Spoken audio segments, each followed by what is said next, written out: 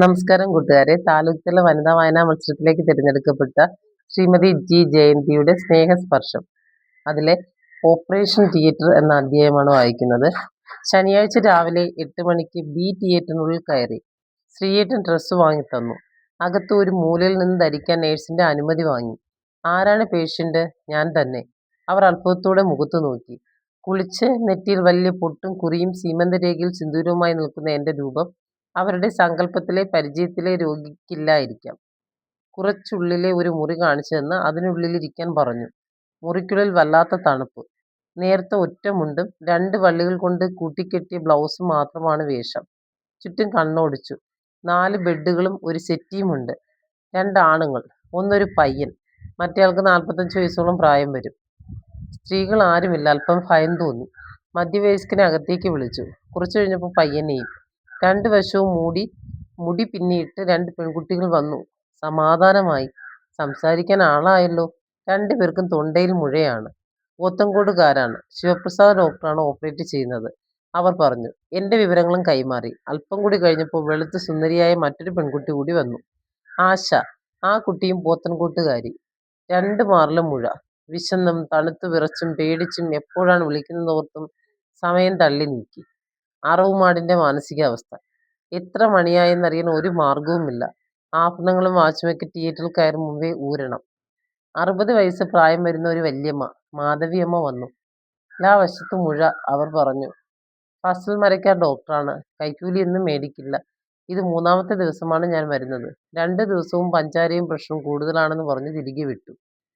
കഴുത്തിൽ രുദ്രാക്ഷമാലയിട്ട കറുത്ത ചെറുപ്പക്കാരനായ ഒരു ഡോക്ടർ വന്നപ്പോൾ പെൺകുട്ടികൾ 3 പേരും ചിരിച്ചു. അവരുടെ ശിവപ്രസാദ് ഡോക്ടറാണ്.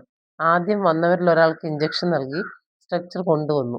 അതിൽ കയറി കിടക്കാൻ ഡോക്ടർ സഹായിച്ചു. ഡോക്ടർ തന്നെ വലിച്ചുകൊണ്ട് ഓപ്പറേഷൻ തിയേറ്ററിലേക്ക് പോയി. ഫസൽ സാർ വന്നില്ലേ? സംശയമായി. സംസാരം ഒന്നും കേൾക്കുന്നില്ല. ആളെ കാണാനുമില്ല. ഇതിനിടയിൽ ഒരു പെൺകുട്ടിയെയും ആദ്യം കണ്ട മനുഷ്യനെയും ഓപ്പറേഷൻ കഴിഞ്ഞ് സ്ട്രെച്ചറിൽ കൊണ്ടുവന്ന് റൂമിൽ കിടത്തി. 2 പേർക്കും ബോധമില്ല. ചില കൊച്ചു ഡോക്ടർമാർ വന്ന് അവരെ പരിശോധിക്കുന്നു. വല്ലാത്ത അവസ്ഥ. ഒന്ന് വിളിച്ചിരുന്നെങ്കിൽ. വല്യമ്മയുടെ അടുത്ത് ചെന്ന് റെക്കോർഡുകളൊക്കെ വാങ്ങി കൊച്ചു ഡോക്ടർമാർ നോക്കി. പ്രഷർ നോക്കി. അനസ്തേഷ്യ ഡോക്ടറെ കൂട്ടിക്കൊണ്ടുവന്നു. ഒത്തിരി പേർ മാറി മാറി നോക്കിയിട്ട് വാർഡിൽ തിരിച്ചു പോയിക്കൊള്ളാൻ പറഞ്ഞു. അവർ കൂട്ടാക്കിയില്ല. ദേഷ്യപ്പെട്ട് അവിടെ തന്നെ ഇരുന്നു. ഒരു കൊച്ചു ഡോക്ടർ എന്റെ സമീപത്തു കൂടി പോയി. എഴുന്നേറ്റ് OP ടിക്കറ്റ് കാണിച്ചു. നോക്കിയിട്ടിരിക്കാൻ പറഞ്ഞു. അല്പം കഴിഞ്ഞ് അകത്തേക്ക് കൂട്ടിക്കൊണ്ടുപോയി. ഓപ്പറേഷൻ ടേബിളിൽ കിടന്നുകൊണ്ട് സാറിനെ പരതി നോക്കി. എങ്ങും കണ്ടില്ല. ലൈറ്റ് ഇട്ടു. മറ്റൊരു പയ്യനും എന്നെ കൂട്ടിക്കൊണ്ടുവന്ന ആളും മാത്രം. ഉടുപ്പ് ഊരി മുഴയുള്ള ഭാഗത്ത് മരുന്ന് തേച്ചു. ഇവർ ഹൗസ് സർജൻസ് ആയിരിക്കുമോ? സാർ ഇന്ന് വന്നില്ലേ? ഞാൻ എന്ത് ചെയ്യും? ഭാവം കണ്ടിട്ടാണോ? അവർ ചോദിച്ചു. ജയന്തിക്ക് പേടിയാണോ? പേടിക്കൊന്നും വേണ്ട കേട്ടോ. ഒരു ഇഞ്ചക്ഷൻ തരാം. വേദന എടുക്കില്ല. മടിച്ചു ചോദിച്ചു. ഫസൽ മരക്കാർ ഡോക്ടർ വന്നില്ലേ? വന്നു. ഡോക്ടർ മറ്റൊരു ഓപ്പറേഷൻ നടത്തുകയാണ്. എന്താ? സാർ വരണോ? ഒന്നും മിണ്ടിയില്ല. മുഖം വിളറി. ഞങ്ങൾ ചെയ്താലും സാർ ചെയ്യുന്ന പോലെ തന്നെ. ചെയ്യട്ടെ? എന്തെങ്കിലും പറയണം. സാർ വന്നിട്ട് മതിയെങ്കിൽ കുറച്ച് കാത്തിരിക്കണം. ഞങ്ങൾക്ക് വേറെ ഓപ്പറേഷൻ ഉള്ളതാണ്. To be or not to be, that's the question. ഹാംലെറ്റിന്റെ അവസ്ഥ പോലെയായി. എന്തു പറയണമെന്നറിയില്ല. ചോദ്യം ആവർത്തിക്കുകയാണവർ. എങ്ങനെയോ അപ്പോൾ സാർ വന്നിട്ട് മതി. എങ്ങനെയാ അപ്പോൾ സാർ വന്നിട്ട് മതി എന്ന വാക്കുകൾ പുറത്തേക്ക് വന്നു. എഴുന്നേൽക്കൂ.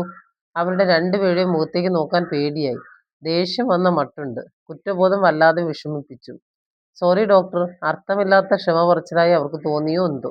സോറി പറയേണ്ട കാര്യമൊന്നുമില്ല എന്ന് പറഞ്ഞെങ്കിലും കൂട്ടത്തിൽ പ്രായമുള്ള ആളുടെ മുഖത്ത് രസക്കേട് സ്പഷ്ടം. ഊഴം കാത്തിരുന്ന മുറിയിൽ തിരിച്ചെത്തുമ്പോൾ എന്താ ഇത്ര പെട്ടെന്ന് തിരിച്ചെത്തിയതെന്ന് മറ്റുള്ളവർ തിരക്കി. ഞാൻ കണ്ട ഡോക്ടർ വരാൻ കുറച്ച് സമയമെടുക്കും. എങ്ങനെയോ പറഞ്ഞൊപ്പിച്ചു. അപ്പോഴേക്ക് സാറിന്റെ ശബ്ദം കേട്ടു. പതിവ് പോലെ കുട്ടികളെ പഠിപ്പിക്കുകയാണ്. പേടിയും സങ്കടവും കുറ്റബോധവും ഒക്കെ കൊണ്ട് ശരീരം തളരുന്നുവെന്ന് തോന്നി. മാധവി അമ്മയുടെ അരികിലിരുന്നു. എന്നെ ഓപ്പറേഷൻ ചെയ്യാൻ തുടങ്ങിയ ഡോക്ടർ സാറിന്റെ ശബ്ദം കേട്ട സ്ഥലത്തേക്ക് പോകുന്നത് കണ്ട് ചെവി വട്ടം പിടിച്ചു. ഞാൻ നോക്കട്ടെ. സാർ മുറിയിലേക്ക് വന്നു. 7-8 കുട്ടികൾ പിന്നാലെയുണ്ട്. അവരെല്ലാം പച്ച പാൻസും കോട്ടും ധരിച്ചിരിക്കുന്നു. സാർ ഇളം നീല നിറത്തിലുള്ള വേഷവും. പേടിച്ച് എഴുന്നേറ്റു. സാർ മാധവിയമ്മയുടെ അരികിലിരുന്നു. ഡോക്ടർ കാണാതെ വാർഡ് തിരിച്ചു പോകില്ലെന്ന് വാശി പിടിച്ച് ദേഷ്യപ്പെട്ടിരിക്കുകയായിരുന്നു അവർ. അമ്മയുടെ അരികിൽ മകൻ ഇരിക്കുന്നത് പോലെ ഇരുന്നിട്ട് ശാന്തനായി ചോദിച്ചു. ഞാൻ വന്ന് സാഷ്ടാംഗം കാലിൽ വീണാലേ പോകൂന്ന് കേട്ടു. അതിനാണ് ഞാൻ വന്നത്. എന്നെ ഇന്ന് ഓപ്പറേഷൻ ചെയ്യണം. അമ്മയ്ക്ക് പ്രഷർ ഒരുപാട് കൂടുതലാണ്. അനസ്തേഷ്യ ഡോക്ടർ അനുവാദം കിട്ടിയാലേ എനിക്കിപ്പോൾ ഓപ്പറേഷൻ ചെയ്യാൻ പറ്റൂ. എങ്കിൽ ഞാൻ വീട്ടിൽ പോകട്ടെ, ഓപ്പറേഷൻ കഴിഞ്ഞിട്ട് പോകാം എന്ന് ഓപ്പറേഷൻ നടത്തും. 20 മിനിറ്റോളം അവരുടെ അടുത്തിരുന്നു. അവരുടെ ചോദ്യങ്ങൾക്ക് സാർ വിനയത്തോടെ ക്ഷമയോടെ തൃപ്തമായ മറുപടി നൽകി. വളരെ താമസിയാതെ പ്രഷറും ഷുഗറുമൊക്കെ മരുന്നുകൾ നൽകി കുറച്ച് ഓപ്പറേഷൻ നടത്താമെന്ന് ഡോക്ടർ ഉറപ്പ് നൽകി. ഞങ്ങളൊക്കെ ഞങ്ങളാൽ കഴിയുന്നത് ചെയ്യും, ബാക്കിയെല്ലാം ദൈവത്തിന്റെ കയ്യിലാണ് എന്ന് പറഞ്ഞ് അവസാനിപ്പിച്ചു. ആ വല്യമ്മ ശാന്തയായി വാർഡിൽ പോകുന്നത് നോക്കിയ ശേഷം എന്നെ ഓപ്പറേഷൻ ടേബിളിന്റെ അരികിലേക്ക് കൂട്ടിക്കൊണ്ടുപോയി. പേടിയും കുറ്റബോധവും ഒക്കെ കൂടി വല്ലാത്തൊരു അവസ്ഥയിലായിരുന്നു ഞാൻ. സാറിന്റെ സാന്നിധ്യം ധൈര്യം നൽകി. ഓപ്പറേഷൻ തുടങ്ങും മുമ്പ് പതിവ് പോലെ പഠിപ്പിക്കൽ നടന്നു. കീറി മുറിക്കുന്ന ഭാഗം മാത്രം വരയിപ്പിക്കാൻ കുത്തിവയ്പ് നടത്തിയെങ്കിലും ഇടയ്ക്കിടെ വേദനിച്ചു. ഓപ്പറേഷൻ ചെയ്യുന്ന ഡോക്ടർ ഇടയ്ക്കിടെ മൂളിപ്പാട്ട് പാടി. സഹായിയോട് അവർ നടത്തിയ ഉല്ലാസയാത്രയെക്കുറിച്ച് തിരക്കി. അവരുടെ ലാഘവഭാവം എന്റെ ടെൻഷൻ അല്പം കുറച്ചു. ഓ, ഫൈബേഴ്സ്, ഇടയ്ക്ക് ഡോക്ടർ പറഞ്ഞു. ഓപ്പറേഷൻ കഴിഞ്ഞ് സ്റ്റിച്ചിട്ടപ്പോൾ നന്നായി വേദനിച്ചെങ്കിലും പുറമേ അത് ഭാവിച്ചില്ല. കണ്ണിലെ കെട്ടഴിച്ചപ്പോൾ അരികിൽ ആദ്യം ഓപ്പറേഷൻ നടത്താൻ ശ്രമിച്ചവർ മാത്രം. ചൊവ്വാഴ്ച 11:30 OPയിൽ വരാൻ പറഞ്ഞു. നന്നായി ബാൻഡേജ് ഉപയോഗിച്ച് ഡ്രസ് ചെയ്ത് എഴുന്നേറ്റപ്പോൾ പ്രായം കുറഞ്ഞ ആൾ ചോദിച്ചു, ജയന്തിയുടെ പേടിയൊക്കെ മാറിയോ? ചിരിച്ചുകൊണ്ട് തലയാട്ടിയപ്പോൾ അടുത്ത കമന്റ്, ഇനിയും മുഴയെ വരുത്തി ഓപ്പറേഷൻ ചെയ്യാം അല്ലേ? ആ വാക്കുകൾ അറം പറ്റുമെന്ന് പറഞ്ഞ ഡോക്ടറോ ഞാനോ അപ്പോൾ കരുതിയില്ല. OPയിൽ വന്ന് എന്നെ കണ്ടാൽ മതി, ഡോക്ടർ ശങ്കറാണ് ഞാൻ, കൊച്ചു ഡോക്ടർ ഓർമ്മിപ്പിച്ചു. നടക്കാൻ സഹായിച്ചു. ആദ്യം വരുന്ന മുറിയിലെത്തി. OP ടിക്കറ്റിൽ കഴിക്കാനുള്ള മരുന്നുകൾ എഴുതി തന്നു. എന്റെ നിൽപ്പും ഭാവമൊക്കെ കണ്ടപ്പോൾ ഊഴം കാത്തിരിക്കുന്നവർക്ക് ഓപ്പറേഷൻ കഴിഞ്ഞില്ലേ എന്ന് സംശയം. തൊണ്ടയിൽ മുഴയുള്ള കുട്ടി കിടക്കാൻ സൗകര്യമൊരുക്കി തന്നു. കൂട്ടത്തിൽ കുറെ ഉപദേശങ്ങളും. ഉച്ചത്തിൽ സംസാരിക്കരുത്, എഴുന്നേറ്റ് നടക്കരുത്, അങ്ങനെ തലയാട്ടി സമ്മതിച്ചു. ഒരു 15 മിനിറ്റ് കഴിഞ്ഞാണ് ചുറ്റും പ്രകാശം പരത്തി സാറും കുട്ടികളും അവിടെ എത്തി. എഴുന്നേറ്റ് OP ടിക്കറ്റ് സാറിനെ കാണിച്ചു. വായിച്ചിട്ട് പറഞ്ഞു, ആംബിസിലിൻ മുറിവ് ഉണങ്ങാനാണ്, AZ വിറ്റാമിൻ ഗുളികയാണ്, മൂന്നാമത്തേത് എഴുതിയിരിക്കുന്ന വേദനയ്ക്കുള്ളതാണ്, വേദന ഉണ്ടെങ്കിൽ മാത്രം കഴിച്ചാൽ മതി. കൂട്ടത്തിൽ ശങ്കർ ഡോക്ടറെ കളിയാക്കുകയും ചെയ്തു. A മുതൽ Z വരെ എല്ലാ വിറ്റാമിനുകളും ഇതിൽ ഉണ്ടാടേ. എല്ലാവരും ചിരിച്ചു. ഞാൻ പോട്ടെ? പോകണമെങ്കിൽ പൊയ്ക്കോളൂ. അതല്ല ഇവിടെ ഇരിക്കണമെന്നാണെങ്കിൽ ചുമ്മാ ഇരുന്നുകൊള്ളൂ. വേണമെങ്കിൽ ഈ പുസ്തകവും വായിച്ചുകൊള്ളൂ. ഞാൻ കിടന്ന കട്ടിലിരുന്ന പുസ്തകം അപ്പോഴാണ് ശ്രദ്ധിച്ചത്. കയ്യിലെടുത്തപ്പോൾ ശങ്കർ ഡോക്ടർ പറഞ്ഞു, സാർ എഴുതിയതാണ്. സാർ പുസ്തകം എഴുതാനും സമയം കണ്ടെത്തിയെന്നോ? അത്ഭുതം തോന്നി. വളരെ പതുക്കെ നടന്ന് തിയേറ്ററിന്റെ വാതിലിനരികിലെത്തി. വാതിൽ തുറന്ന് അമ്മയെ അകത്ത് വിളിച്ചു. ഓപ്പറേഷൻ വസ്ത്രങ്ങൾക്ക് മീതെ മാക്സി ധരിച്ചു. പുറത്തിറങ്ങിയപ്പോൾ ശ്രീയേട്ടൻ ഓടി വന്ന് താങ്ങി. ലിഫ്റ്റിൽ താഴെ ഇറങ്ങി. നീതി മെഡിക്കൽ സ്റ്റോറിൽ നിന്ന് മരുന്ന് വാങ്ങാൻ 1 മണിക്കൂർ കാത്തു നിൽക്കേണ്ടി വന്നു. അത്രയും സമയം കാറിൽ ഇരുന്ന് മയങ്ങി. വീട്ടിൽ വിശ്രമിക്കുമ്പോൾ അസുഖവിവരം തിരക്കാൻ ഒത്തിരി പേർ വന്നു. അമ്മ വല്ലാതെ കഷ്ടപ്പെട്ടു. അമ്മ വല്ലായ്മകൾ പുറത്ത് കാണിക്കാറില്ലല്ലോ. ചൊവ്വാഴ്ച OPയിൽ ചെന്നു. തിരക്ക് കുറഞ്ഞ സമയമാണെങ്കിലും കുറേ രോഗികൾ ഉണ്ടായിരുന്നു. കണ്ട ഉടനെ ഓപ്പറേഷൻ ചെയ്ത ഡോക്ടർ ചിരിയോടെ വിളിച്ചു. താഴെ കാഷ്വാലിറ്റിയിലെ തിയേറ്ററിൽ ചെല്ലാൻ പറഞ്ഞു. സാറിനെയും കുട്ടികളെയും നോക്കി. അവർ തിരക്കിലാണ്. കാഷ്വാലിറ്റിയിൽ ചെന്നപ്പോഴേക്കും ഡോക്ടറും എത്തി. സ്നേഹത്തോടെയും ദയയോടെയും പെരുമാറി.